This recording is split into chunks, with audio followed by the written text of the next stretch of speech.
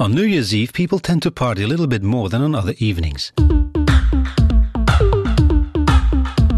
Public bus company De Lijn wanted everyone to get home safely and handed out badges encouraging people to take the night bus. These badges were distributed nationwide in the weeks preceding New Year. You could look up the number of your bus online, just had to note it down, and you were ready to party. Disco to disco, club to club, Jack House in the house. Disco to disco. A local print campaign was made for every region. Jack House in the house. On Facebook, the badge helped you to find a party. TV hosts started wearing it in their shows, setting a good example.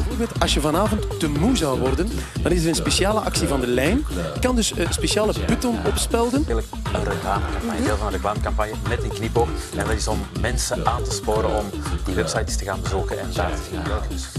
215,000 people used the party buses. That's 28,000 more than the year before.